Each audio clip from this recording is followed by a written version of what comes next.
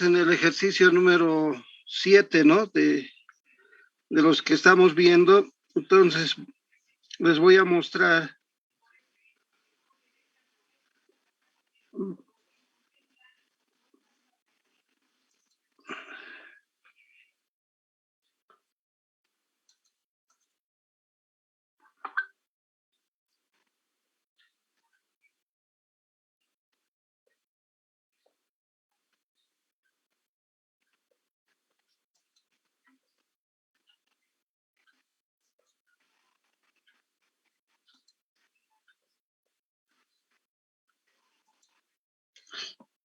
Se ve, ¿no, chicos? Estamos en el ejercicio 7, economía abierta con participación del gobierno.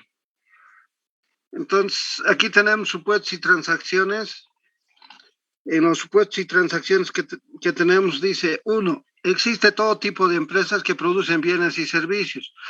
Las sociedades comerciales compraron bienes del exterior por un valor total de 70 unidades monetarias. Es decir, en este ejercicio estamos ya trabajando con una economía abierta, ¿no? Y además en esta economía abierta hay participación del gobierno más. En realidad ya estamos trabajando con un modelo real, ¿no? Con un modelo económico real. Entonces, tenemos los costos de producción y otros gastos incurridos por los productores, constituyen los siguientes: salarios, reserva para depreciaciones, contribuciones al seguro social, impuestos sobre valor agregado y compras de materias primas importadas por parte de las sociedades de capital. Luego, la utilización de bienes finales fue como sigue, ¿no? Venta de bienes de consumo a las familias 100, venta de bienes al gobierno, venta de bienes de capital al gobierno y ventas al exterior por 60. El gobierno, por su parte, pagó salarios, ¿no? Luego, y con el objeto de fortalecer la actividad productiva, otorga subvenciones a las empresas por un valor de 10. Las utilidades de los productores correspondieron en su totalidad a las sociedades de capital, las mismas que no fueron distribuidas. Entonces, este es el ejercicio número 7 que está resuelto aquí y bueno, a ver, lo vamos a volver a resolver ya para que ustedes vean cómo tenemos que registrar todo. Entonces,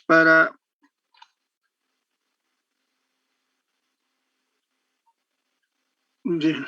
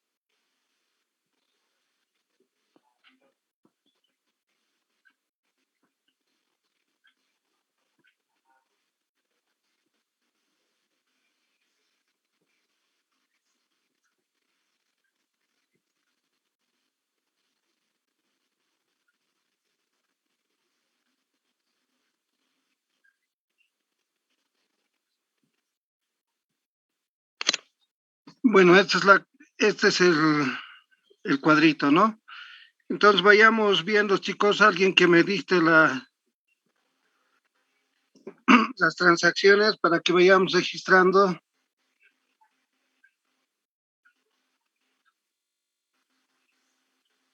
Buenos días, licenciado. Buen día, ¿cómo está? Dice la primera transacción, existen todo tipo de empresas que producen bienes y servicios. Y ya, Las sociedades comerciales compraron bienes del exterior por un valor total de 70 unidades monetarias. las sociedades comerciales compraron bienes del exterior por un valor de 70, ¿no? Compraron bienes. Si compramos bienes del exterior, ¿qué significa? ¿Cómo se llamaría la transacción? Si compramos bienes del exterior,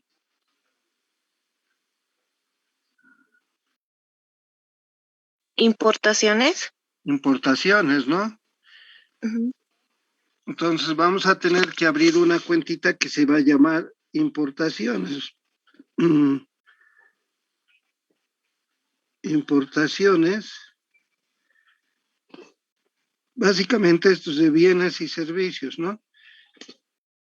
A ver, ¿podrías repetir la pregunta, por favor? Dice, existen todo tipo de empresas que producen bienes y servicios. Ya, Las sociedades,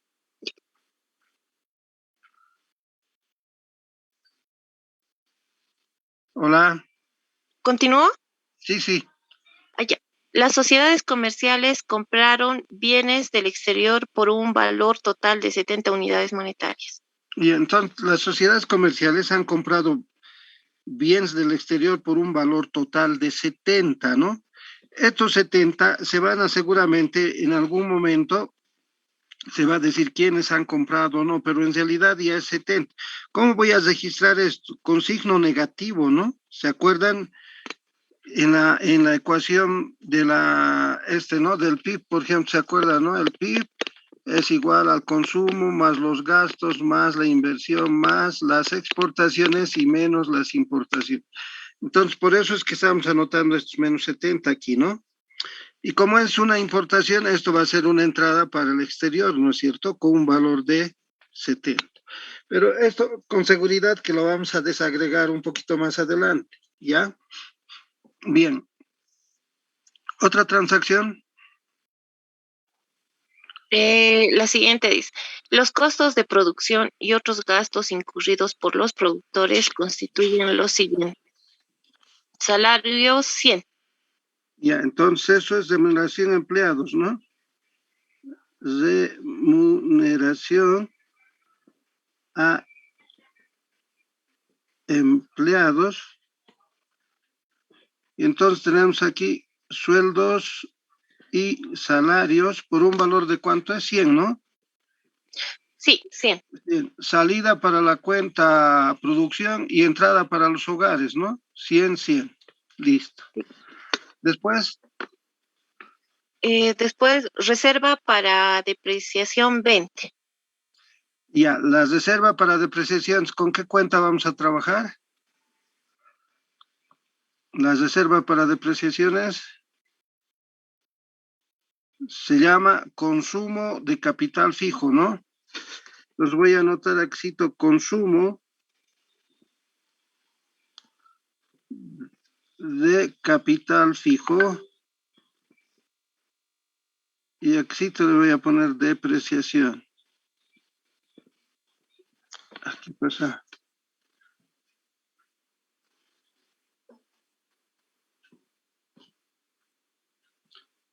¿A cuánto alcanzan las depreciaciones? 20.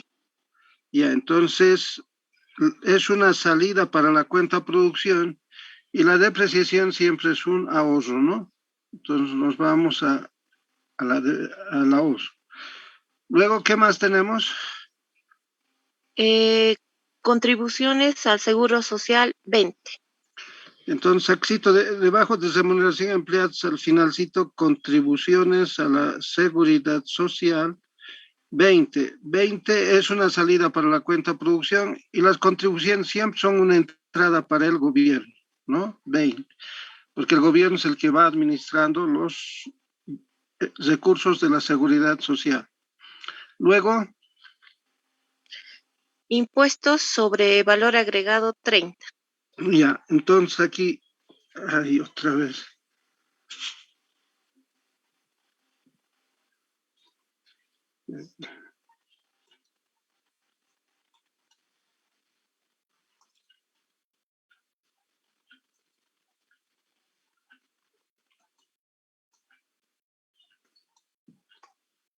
Ya, entonces voy a tener impuestos indirectos netos, se llama, ¿no? Impuestos indirectos netos. Y aquí anotamos el IVA, ¿no? ¿A cuánto alcanza, perdón? Es 30. Ya, es una salida para la cuenta producción y los impuestos siempre son una entrada para el gobierno, ¿no? 30. Listo, ¿qué más? Y compras de materias primas importadas por 40 unidades monetarias por parte de las sociedades de capital. Entonces, miren, eso está, ¿se acuerdan? Estábamos hablando de las importaciones. Si se compra materia prima importada, ¿se registra o no? Porque es materia prima. Sí, se registra porque estamos trabajando importaciones, ¿no? Entonces aquí, importaciones, por ejemplo, aquí yo voy a anotar materia prima, por un valor de 40 es, ¿no? Sí, 40. Entonces voy a anotar aquí menos 40 y aquí menos 40. Entonces esto tengo que borrar, ¿no? Esto 70 lo voy a borrar. Este, ¿por qué lo estoy borrando? Porque entonces, si se ha importado materia prima por 40, entonces, ¿cuánto se ha importado por bienes y servicios? Se ha importado solamente 30, ¿no? 30, es 40 y aquí 30. En total 70, ¿no? Miren, se ha importado materia prima por 40. Entonces, por deducción, lógicamente, los bienes que se han comprado del exterior son 30, ¿no? O sea, los bienes de consumo final, digamos.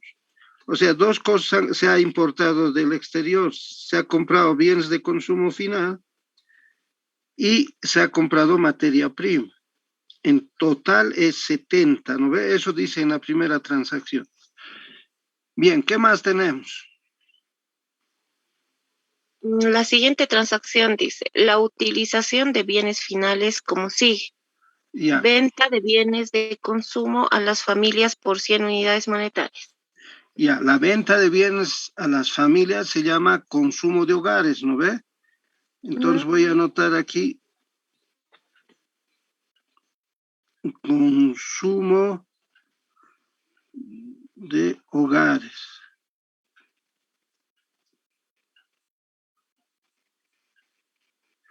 Este consumo de hogares es en bienes y servicios, ¿no ve? ¿Por cuánto es? 100 creo, ¿no?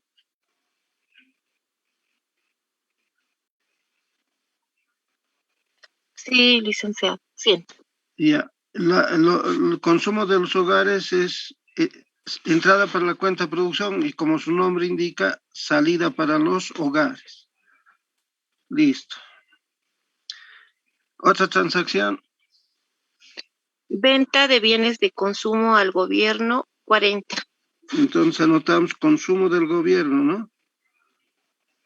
Sí. Consumo del gobierno en bienes y servicios también. 40 dice, ¿no? Sí, 40. 40. Entrada para la cuenta de producción y salida para el gobierno. 40, 40. Ya. Otra. Venta de bienes de capital al gobierno, 50. Eso, la venta de bienes de capital, ¿qué cuenta voy a utilizar? Se llama inversión, Física bruta. inversión física bruta, ¿no? Física bruta. Y aquí tenemos en activos fijos, ¿no? En activos fijos. ¿Cuánto es? 50. 50. Entonces, la inversión es una entrada para la cuenta de producción y como su nombre dice, inversión, nos vamos directamente a la inversión y anotamos aquí, ¿no? Inversión 50. Ya, ¿qué más? Y ventas al exterior, otros 60. Entonces tenemos exportaciones, ¿no? Si estamos vendiendo al exterior se llama exportación.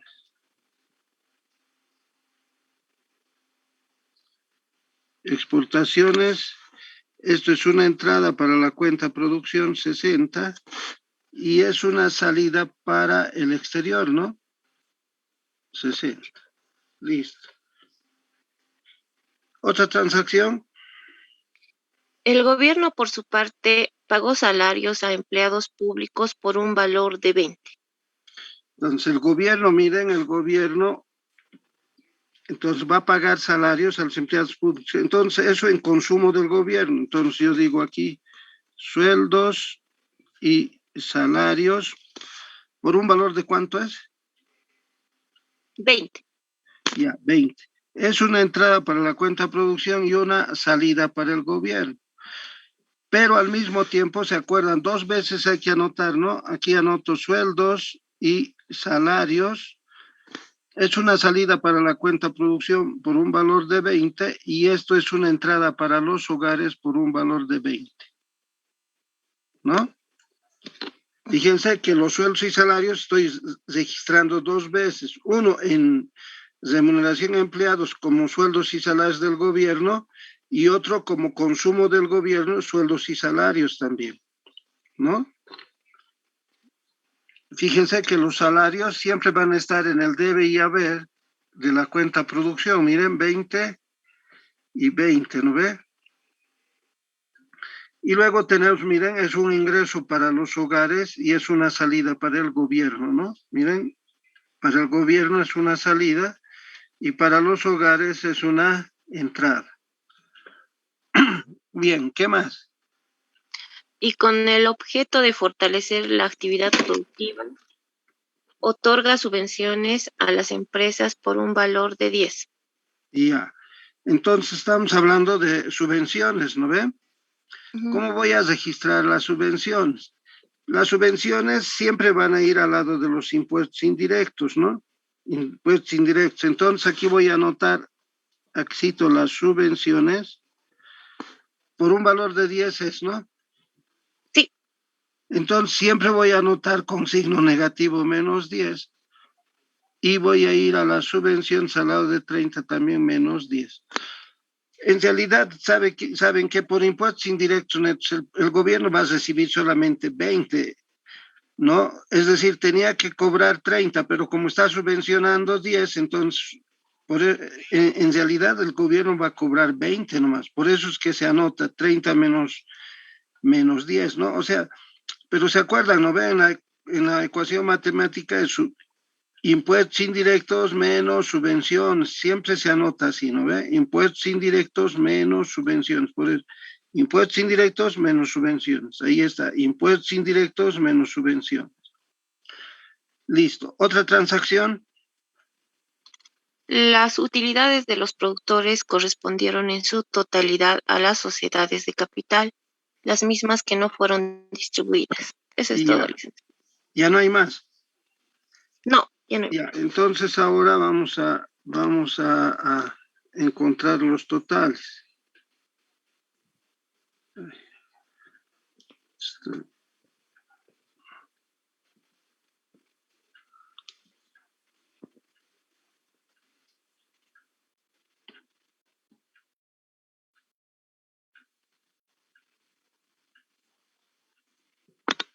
Ya.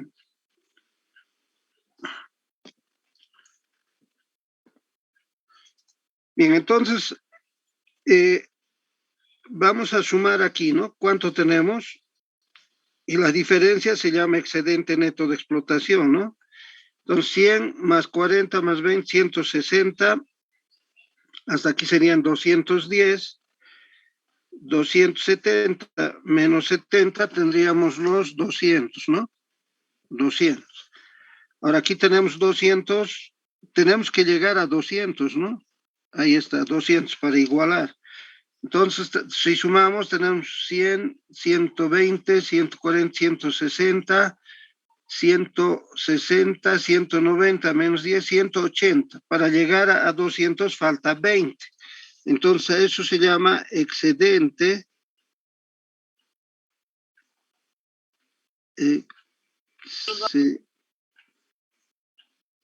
Excedente neto de explotación, ¿no? El excedente neto de explotación, entonces tenemos utilidades no distribuidas por un valor de 20. Y estos 20 se van directamente al ahorro, ¿no? 20. Listo. Ahora igualamos lo de los hogares. Los hogares tenemos, miren, 100 más 10, 120. Aquí tendríamos 120. Para igualar tenemos que tener 120, pero solamente tenemos 100. La diferencia, ¿cómo se llamaría?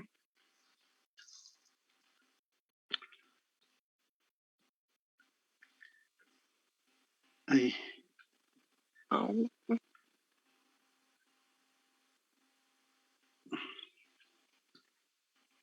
Estoy escribiendo mal.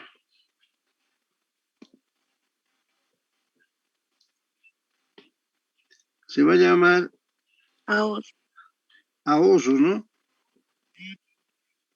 Ahorro de los hogares,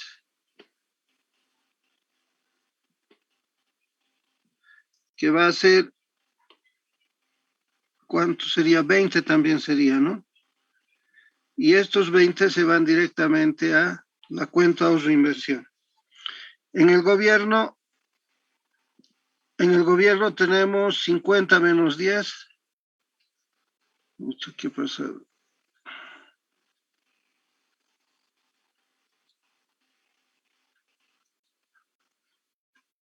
En el gobierno tenemos 50 menos 10, aquí sería 40. Tenemos que llegar aquí a 40. ¿Cuánto tenemos? 60. Entonces tenemos ahorro del gobierno, ¿no? Ahorro del gobierno. El ahorro del gobierno es en este caso menos 20, ¿no? Y ese menos 20 se va aquí al ahorro. Listo, ahora tenemos el exterior, tenemos la suma es 70 y solamente tenemos 60. Entonces, para llegar a 70, tenemos ahora ahorro externo, ¿no? Ahorro externo. El ahorro externo es de 10. Entonces, 60 más 10, 70. Estos 10 se va directamente a la ahorro inversión. Y ahora tendríamos 20, 60, 70 menos 20. Aquí sería 50.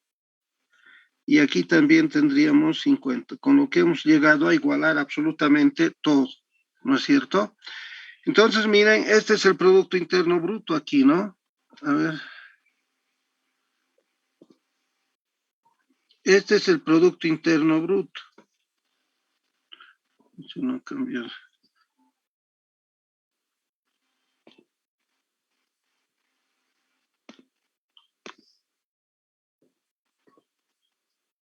Entonces, este es el Producto Interno Bruto, ¿no?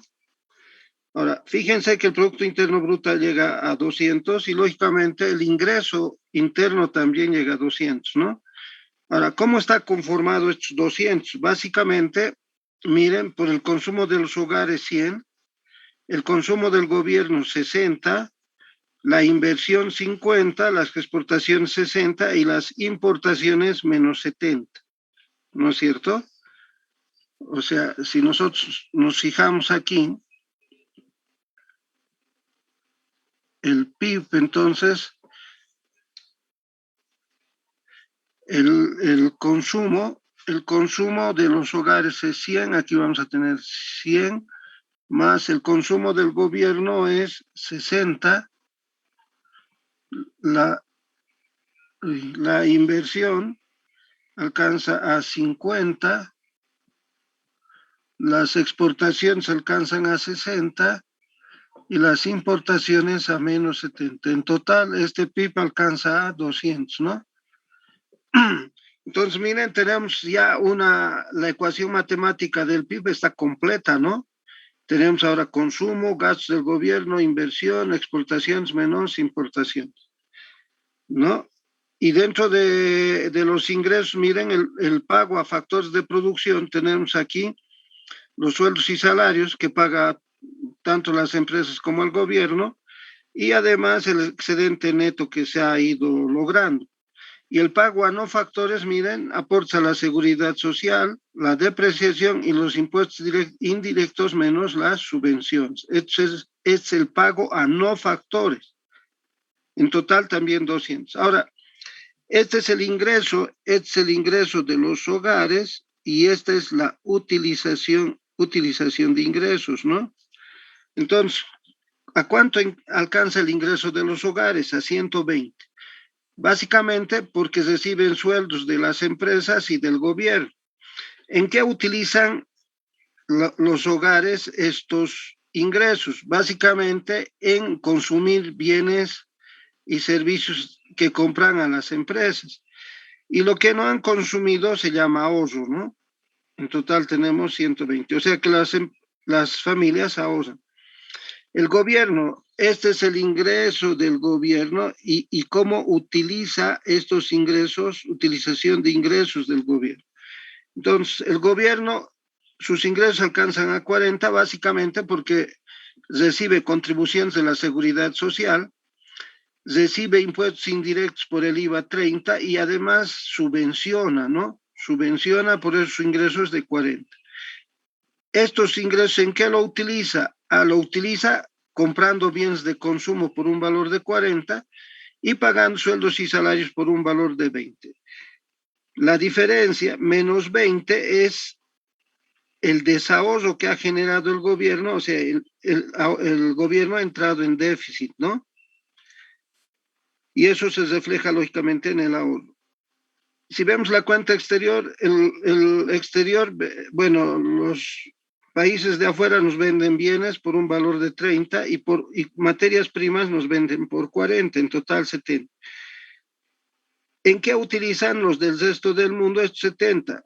Nos compran a nosotros bienes por un valor de 60 y ahorran 10, ¿no? El ahorro de los países extranjeros es de 10.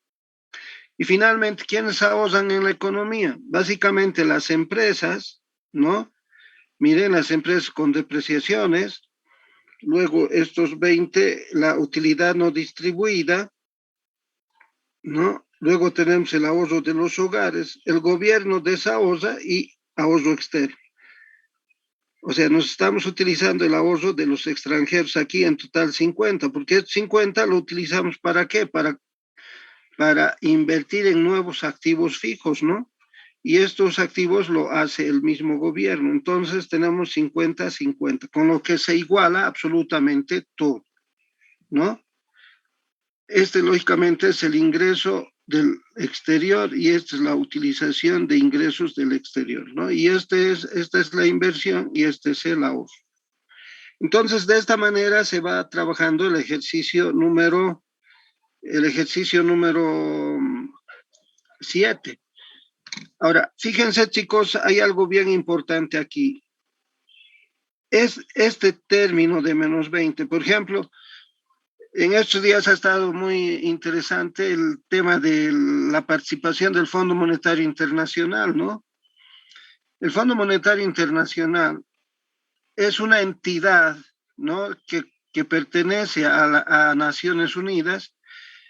Y Naciones Unidas es una organización donde son miembros alrededor de 180 países, ¿no?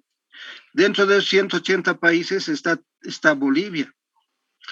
Y el Fondo Monetario Internacional, que depende de Naciones Unidas, permanentemente va evaluando las economías de los países con el objeto de ir ¿no? De ir ayudando a las economías. O sea, es como un supervisor de las economías el Fondo Monetario. Ahora, lógicamente, el Fondo Monetario, cuando se generan este tipo de déficits, o sea, el Fondo Monetario Internacional, de acuerdo con sus estatutos, todo, tiene la obligación de visitar a los países y revisar nuestras cuentas, ¿no? Y cuando el Fondo Monetario viene a nuestro país, lo primero que hace es revisar, lógicamente, las cuentas del gobierno y ve este déficit.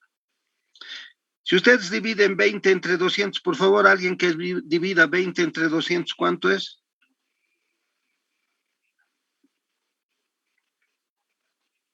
¿Cuánto es 20 entre 200? 0.1. Ya, multipliquen eso por 100, por favor.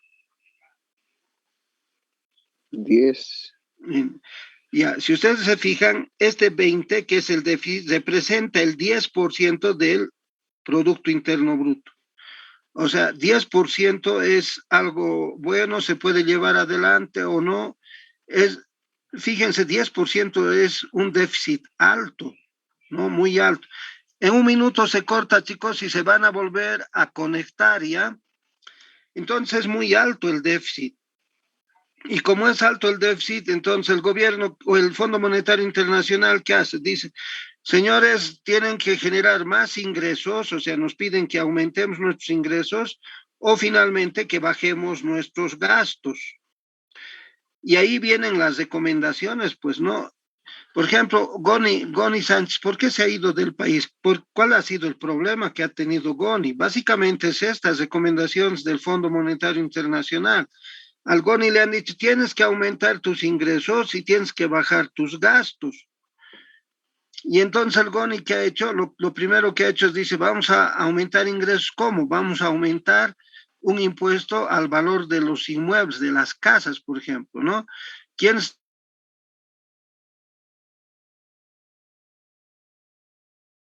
El gobierno básicamente viene a ver, pues, nuestras cuentas y lo primero que se fija es Estito, ¿no? Estito que está aquí.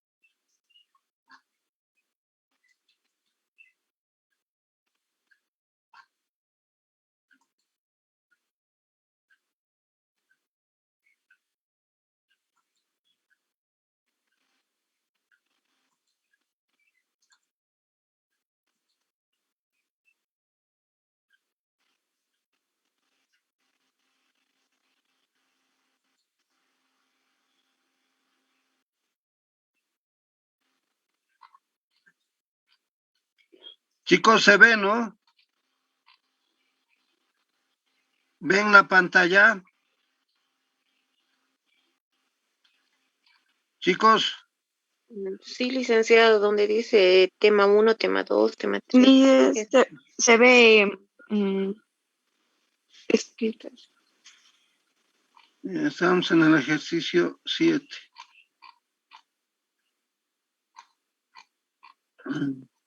Creo que se ha congelado su pantalla, licenciado. ¿Cómo?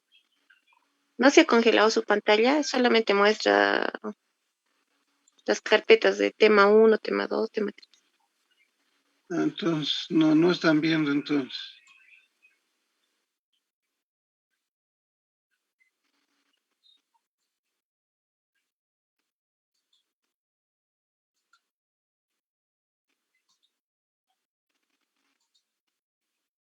Ahora sí, ¿no?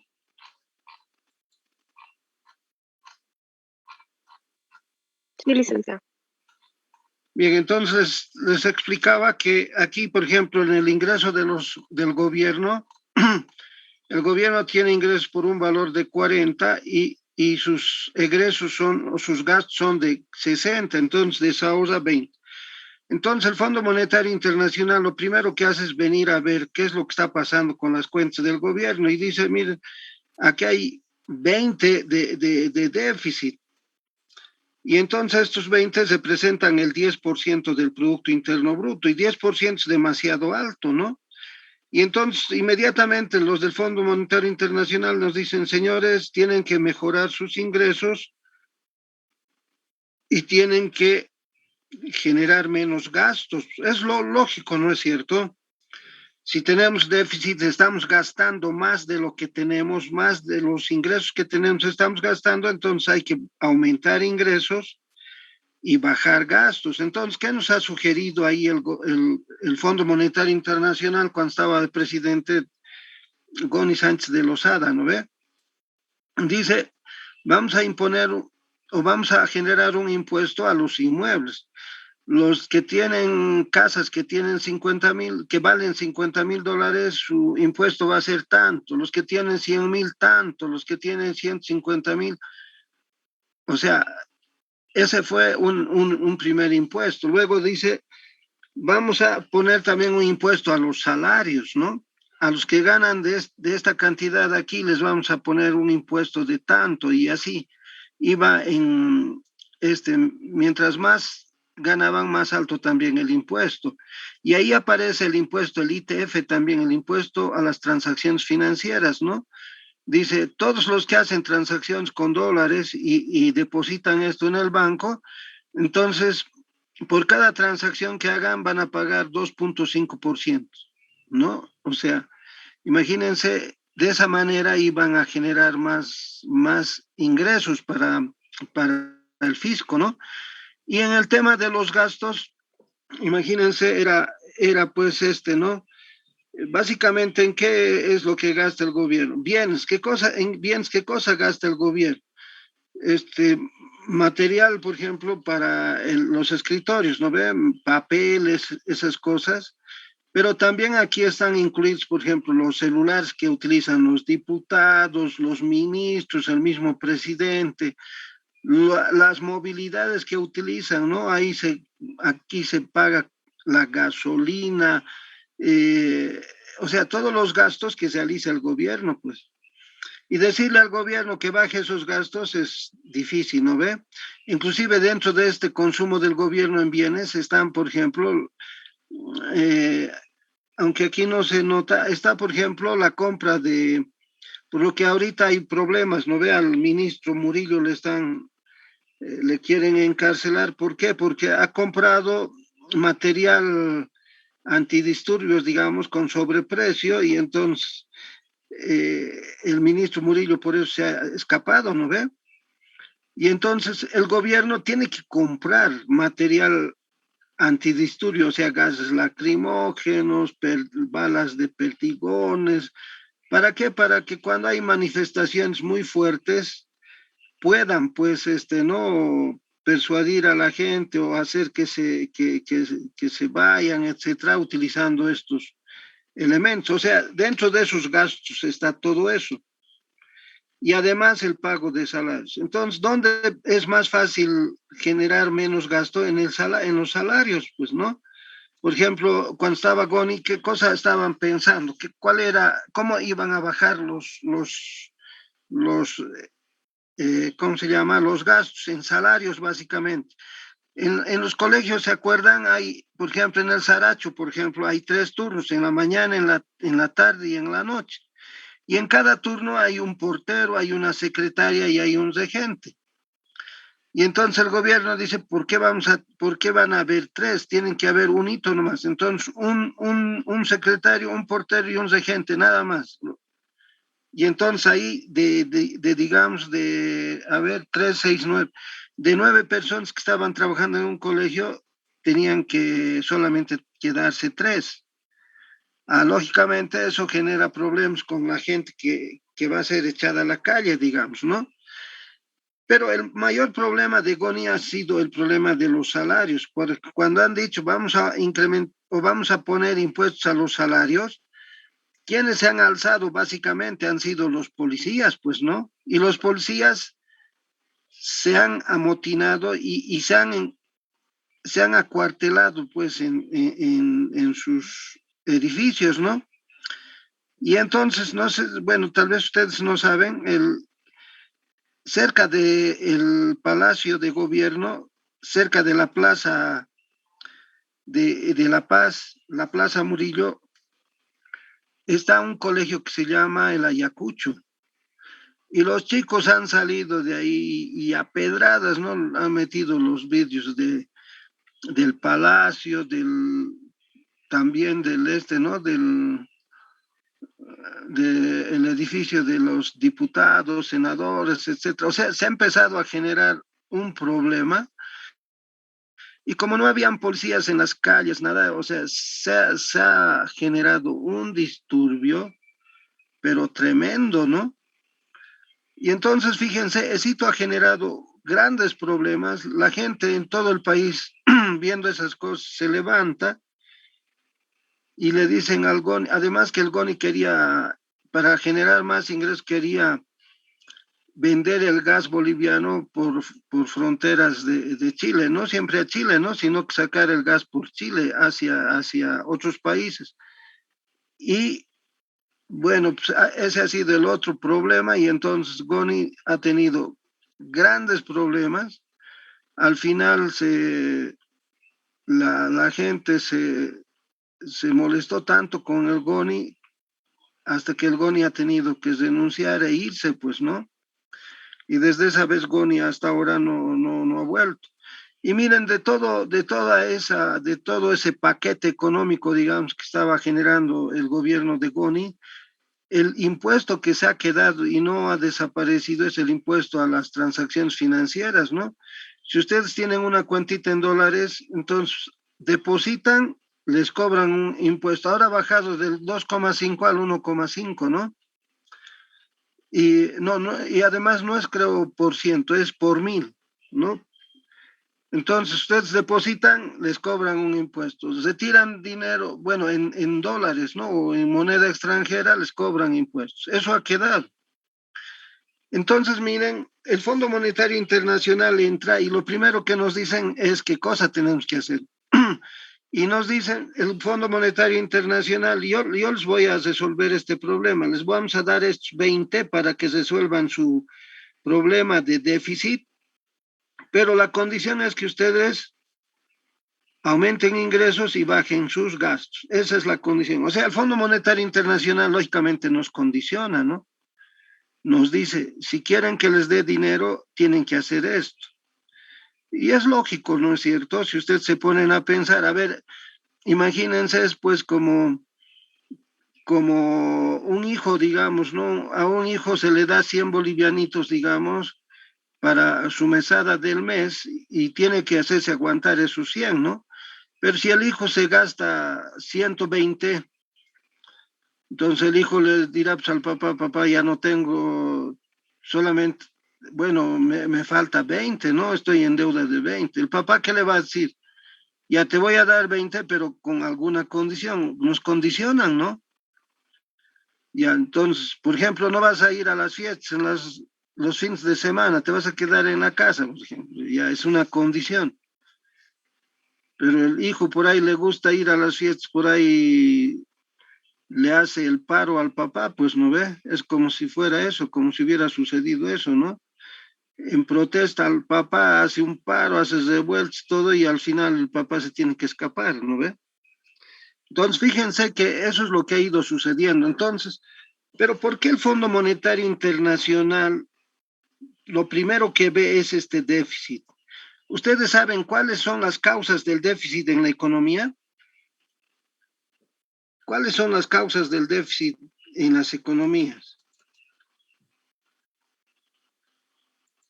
Chicos,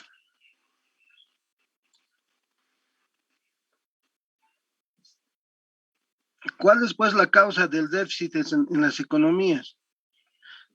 ¿Se acuerdan? Aquí teníamos un ahorro, el ahorro era de 40, ¿no ve? Y la inversión también de 40. Pero aquí hubiéramos podido invertir 60, pero el gobierno había desahuciado 20 y apenas hemos invertido 40, ¿no ve? Y en el gobierno, lógicamente, tenemos un déficit de menos 20, ¿no ve? En el gobierno. ¿Qué consecuencias trae el déficit fiscal? A esto se llama déficit fiscal, ¿no? ¿Qué quiere decir déficit fiscal? Los ingresos que genera el gobierno son menores que los gastos. Y cuando es al revés, el ingreso si es mayor que el gasto, se hace superávit fiscal, se llama superávit ya también, ¿no? Ahora, lo que es recomendable es que el presupuesto del país sea equilibrado, que los ingresos sean igual a los gastos, por ejemplo. Entonces, pero ¿cuál es la causa? ¿Qué consecuencias trae este problema cuando los ingresos son menores que los gastos o cuando se genera el déficit fiscal? ¿Qué consecuencias trae? Una de las primeras consecuencias es que trae la inflación, pues, ¿no? La inflación. Es decir, ¿qué quiere decir inflación? Por ejemplo, miren, ¿se acuerdan de los ahorros? Estos 20 se los trae el gobierno aquí para cubrir para igualar sus cuentas, pero cuando trae el gobierno trae ese dinero aquí y pague, por ejemplo, los sueldos y salarios, lo que está haciendo es introducir rápidamente dinero al mercado, y si se introduce rápidamente dinero al mercado, la producción no responde pues al mismo tiempo. ¿Se acuerdan de cómo se llama la teoría cuantitativa de Fisher, ¿no? ¿Se acuerdan? La cantidad de dinero por su velocidad es igual al precio por la cantidad, ¿no es cierto? Esta es la teoría cuantitativa del dinero, ¿no? Generada por Fisher. Esta es la ecuacioncita importante que explica lo que es la inflación, ¿no es cierto? ¿Qué es M? Es la cantidad de dinero, ¿no es cierto?, que hay en una economía. ¿Qué es B? Es la velocidad de circulación del dinero, ¿no? Si aquí está un banco, este es un banco, el dinero sale del banco, se da una vueltita por el mercado y vuelve nuevamente al banco. Eso se puede medir y eso se llama velocidad de circulación del dinero. Luego, los bienes tienen precios y lógicamente todos los bienes se cuantifican, ¿no? Bien, entonces, ¿qué es lo que sucede cuando se genera déficit fiscal? Inmediatamente hemos dicho inflación, pero ¿cómo explicamos que hay inflación? Si ustedes se fijan, en el corto plazo, inclusive en el mediano plazo, la velocidad de circulación del dinero se mantiene constante. Esto es constante. Y también se supone que en el corto plazo y el mediano plazo, inclusive, la producción también se va a mantener constante, ¿no? Claro, la producción no se va a aumentar, pues, es exacto, ¿no? Pero lo que sí se va a aumentar rápidamente es que si el gobierno paga salarios, por ejemplo, inmediatamente la cantidad de dinero va a aumentar. Y si la cantidad de dinero aumenta, ¿qué va a suceder con los precios? Los precios también inmediatamente van a aumentar, pues, ¿no? Porque no puede ser que se incrementen los precios, digamos, la cantidad de dinero en la economía se incrementa en un 20%, digamos, y la producción ese dato no se incrementa pues, en 20%, ¿no? O sea, las fábricas, si quieren, las empresas, los productores tendrían que aumentar ese 20% para que siga habiendo equilibrio, pero no lo van a hacer pues de la noche a la mañana como se lo puede hacer con el dinero, ¿no? El dinero, el gobierno dice, mañana les voy a pagar estos 20 que les debo, mañana les pago y les paga, pues, ¿no ve? Pero eso quiere decir que estamos incrementando el dinero en la economía.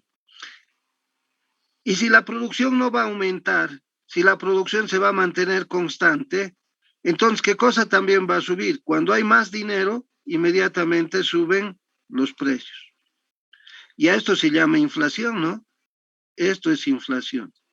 Entonces, una consecuencia del déficit fiscal es la inflación.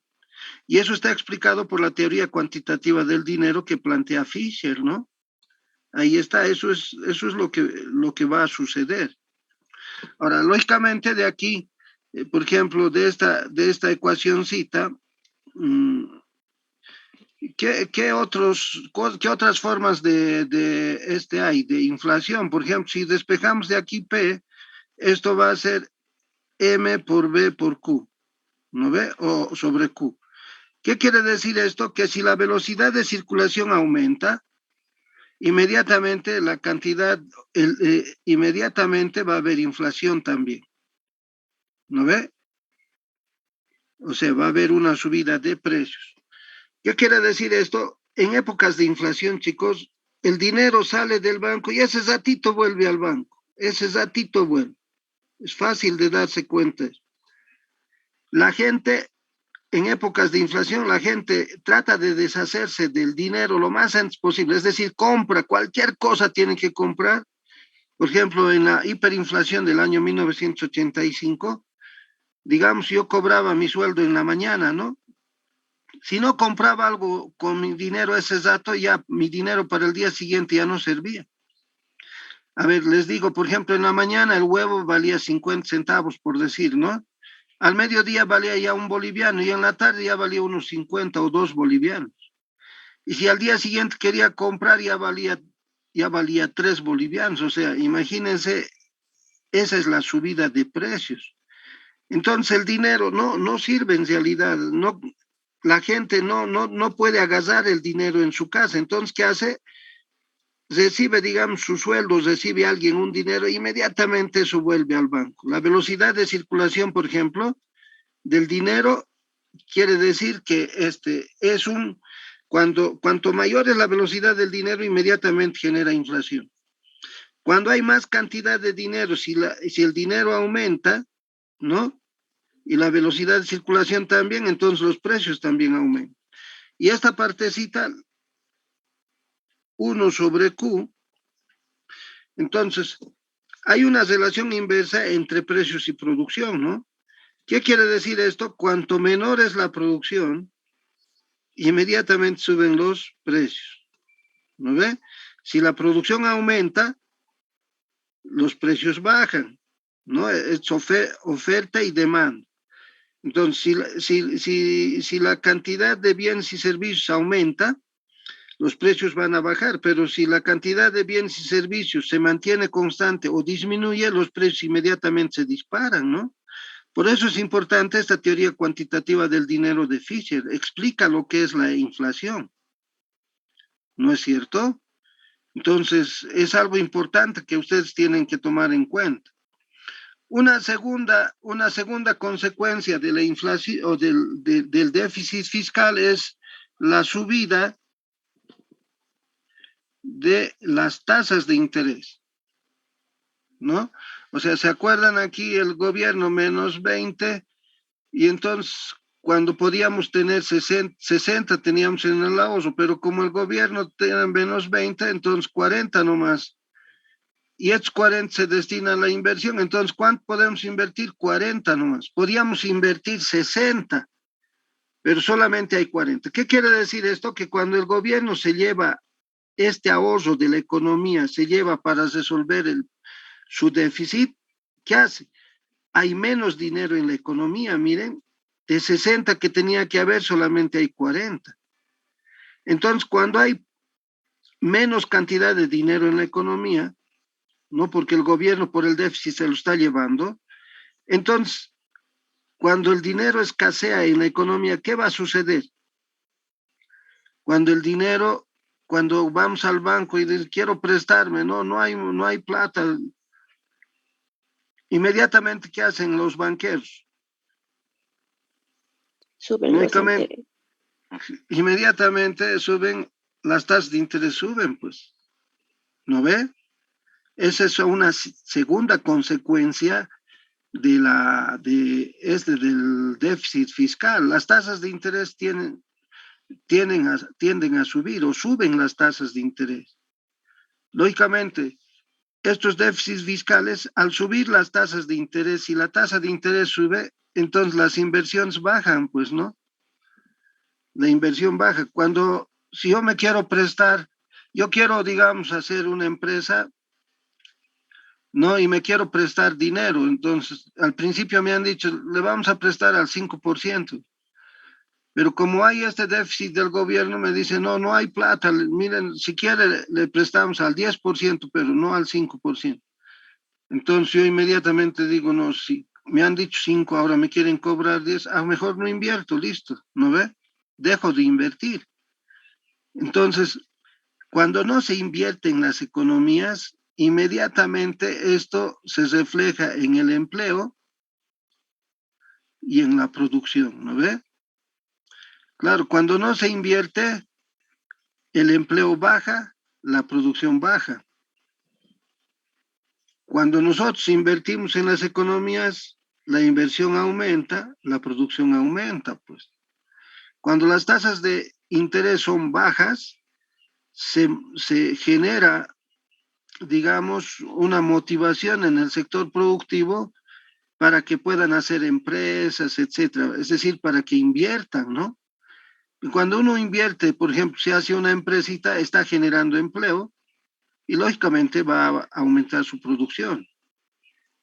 O por lo menos lo que va a producir esta empresita va a significar un aumento de la producción de la economía, ¿no?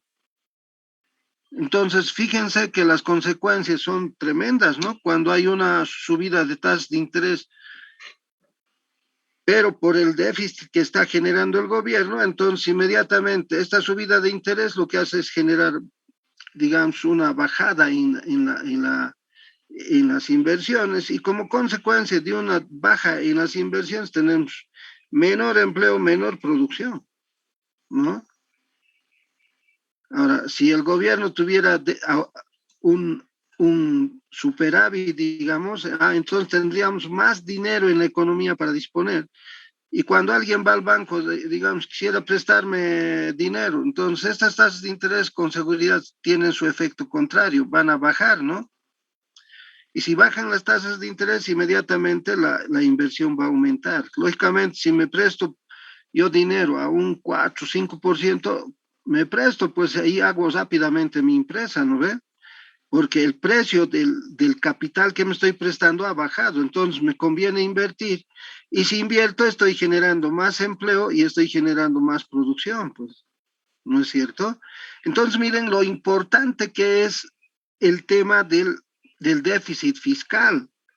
Qué importante había sido que el gobierno no tenga déficits, ¿no? No tenga déficits.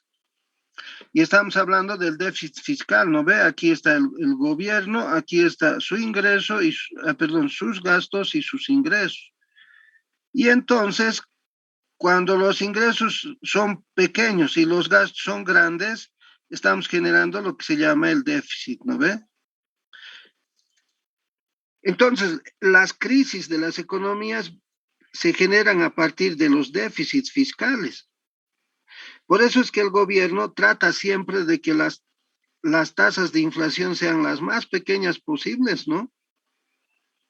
O sea, el gobierno a nivel macro tiene que cuidar esto, porque si genera inflación, las consecuencias para las economías son fuertes, ¿no ve? Son fuertes los problemas en la economía. Entonces, esto es lo que viene cuidando, pues, el Fondo Monetario Internacional. Lo primero que nos dice, señor, si ustedes tienen déficits grandes, no pueden generar déficits grandes. Y ustedes, si se ponen a pensar, por ejemplo, ahora el presidente, ¿no ve? El presidente Arce Catacora dice, el gobierno golpista o sea, el gobierno golpista es el que ha generado toda la crisis de nuestra economía, y eso es totalmente falso, ¿no? ¿Por qué es falso? Porque a partir del 2015, el déficit fiscal que ha generado el gobierno del MAS ha ido pasando miren, en el año 2019, el déficit fiscal estaba llegando al 9% del Producto Interno Bruto. Los años anteriores estaban en un 8, en un 7%, en un 5%. Lógicamente ha ido aumentando permanentemente el déficit fiscal. O sea que la economía boliviana desde el 2014 ya estaba en crisis. Y no es verdad que la crisis de la economía se haya generado solamente en el gobierno de la señora Áñez, pues no. Cuando nos dicen que la crisis de nuestro país se debe al gobierno de Áñez, eso es totalmente falso, porque miren, estos déficits fiscales que tienen estas consecuencias en la economía ya se estaban generando a partir del 2014. Y el 2014, el 15, el 19 ha sido con un 9%. Y cuando la señora Áñez, ustedes saben, con esto de la pandemia, las empresas cierran, nadie va a trabajar, todos encerrados, esto ha subido al 11% del PIB. O sea, 2% más. Entonces, ¿dónde está? ¿Quién ha generado la crisis de nuestra economía? No es la señora Áñez, ¿no? Sino el gobierno del MAS, porque ya desde el 2014 ya estos déficits fiscales se estaban dando. Y esos datos ustedes los pueden encontrar. Además, ustedes han hecho una práctica, pues van a ir viendo ahí cuáles eran los déficits fiscales, ¿no es cierto? Entonces, imagínense qué importante había sido trabajar el déficit fiscal. Esto es muy, pero muy importante, porque en base a esto es que podemos ir viendo qué consecuencias podemos tener en el manejo de la economía, ¿no? Entonces, todos los gobiernos tenemos que tratar de generar menos déficit. Ahora, el actual gobierno está lógicamente empeñado en querer bajar este déficit. Entonces, hay que ir bajando este déficit. Ahora, ¿cómo vamos a bajar este déficit? Lógicamente, generando más inversión, pues no. Si no generamos más inversión, no vamos a generar más empleo ni vamos a generar más producción, pues, ¿no ve? Entonces, más inversión, por eso el gobierno se está esforzando en hacer inversiones. El gran problema de este gobierno y del gobierno del MAS es que la inversión, miren, la inversión antes lo componían, por ejemplo, la inversión nacional y la inversión extranjera. Antes la inversión nacional, por decir, llegaba a un 40% o menos, y la inversión extranjera era siempre mucho más grande que la inversión nacional. Pero desde que ha entrado el gobierno del MAS, esto ha cambiado, ¿no? Ahora, la inversión nacional llega posiblemente a un 80% y la inversión extranjera ha llegado al 20%. Pero ¿por qué se da este problema? Básicamente porque como este gobierno se ha denominado socialista, y en los primeros años del gobierno del MAS, si ustedes, puede ser que ustedes conozcan un poquito, el gobierno ha ido nacionalizando pues muchas cosas, inclusive ya como es lo del gas, la nacionalización del gas, no voy a hablar, ha ido nacionalizando varias cosas. A ver, imagínense, ustedes tienen una inversión aquí en el país y el gobierno se los nacionaliza. ¿Qué quiere decir nacionalizar? Que les van a quitar, pues, ¿no? Lo que tienen. En algunos casos les reconocen algo, pero casi nada, ¿no es cierto? Es decir, el gobierno se apropia de la inversión extranjera. Entonces, ¿qué han hecho los extranjeros? La mayoría de ellos se ha ido, pues, del país. Se ha ido del país. Entonces, no hay, pues, extranjeros que quieran invertir en nuestro país, ¿no? Y entonces, ¿quién está asumiendo la verdadera inversión en nuestro país? Es el gobierno, ¿no? El gobierno está asumiendo esta inversión. Ahora, con el presidente Evo, cuando estaba de presidente Evo, lógicamente no había mucho problema porque habían buenos ingresos por los altos precios de las materias primas, ¿no? Entonces Evo decía, bueno, aquí nosotros vamos a invertir. Pero ahora el presidente Arce no tiene pues precios altos de las materias primas. Y entonces tratar de invertir ahora, llegar a un 60-70% de la inversión o a un 80%, le cuesta, pues, ¿no? Ahora al gobierno de Arce. Y entonces, ¿de dónde va a sacar el gobierno de Arce? Ah, miren, el Fondo Monetario Internacional, ¿se acuerdan en estos días? 326 millones de dólares han dado y los del gobierno ese ratito pues han ido a recoger, ¿no? Y cuando la presidenta Áñez se ha prestado, no, ese dinero es crédito, no sirve. En realidad las dos formas de dar el dinero por el Fondo Monetario Internacional tenían las mismas condiciones. El problema es político, ¿no? El problema de la política, lamentablemente, nos genera, digamos, problemas, ¿no? Lo que recibió Áñez, si se podía invertir en su momento, fíjense que esos dineros, cuando se invierten, generan empleo y producción. Podíamos resolver problemas de empleo y producción, ¿no? Pero se han devuelto, además con intereses, porque es dinero del imperio, etcétera, y esa posición política nos ha hecho perder una gran oportunidad. Pero ahora se ha presentado y ahora ya, no, ese dinero es bueno. Y bueno, ¿por qué? Porque además el gobierno del MAS lo está utilizando, ¿no es cierto? No es otro gobierno. Entonces, bueno, ahora, ¿dónde están utilizando? Por boca del mismo ministro y del presidente del Banco Central, esta inversión o este dinero que ha entrado lo están llevando a reservas internacionales, ¿no? Para que sea, digamos, una garantía en nuestro comercio internacional. Básicamente eso es lo que están haciendo. Entonces, miren, me estoy quedando un poco a explicarles esto porque es importante. Miren, los datos que tenemos, ¿no ve? En este ejercicio, cuando nosotros tenemos estos ejercicios, nos tienen que servir pues para analizar la economía, ¿no?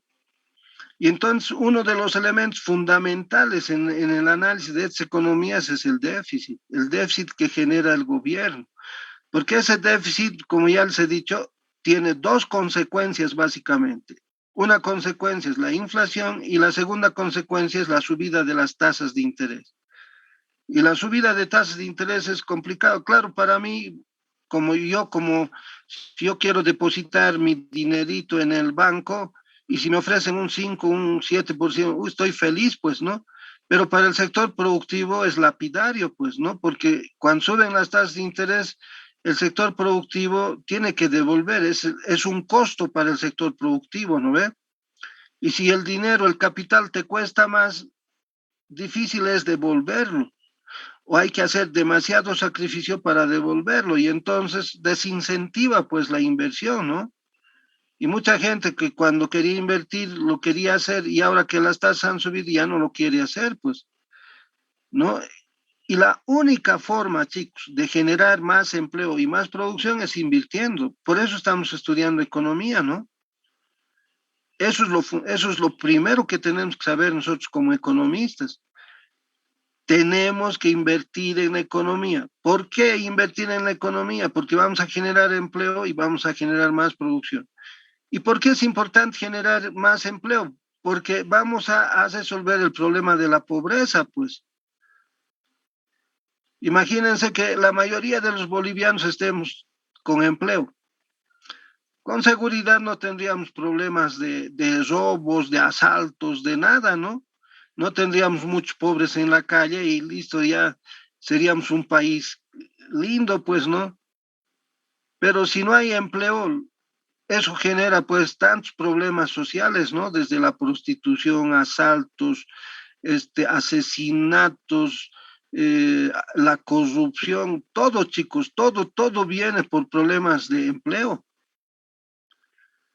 Entonces, miren, por eso es importante en las economías invertir, ¿no? Y eso es lo que tienen que hacer ustedes cuando sean profesionales. ¿Dónde vamos a invertir? ¿Para qué vamos a invertir? Para generar pues, ingresos, ¿no? Oruro, por ejemplo, es un departamento bien deprimido porque no genera ingresos. Y si no genera ingresos, ¿por qué? No invertimos. En Oruro nadie invierte, ¿no? Nadie quiere invertir.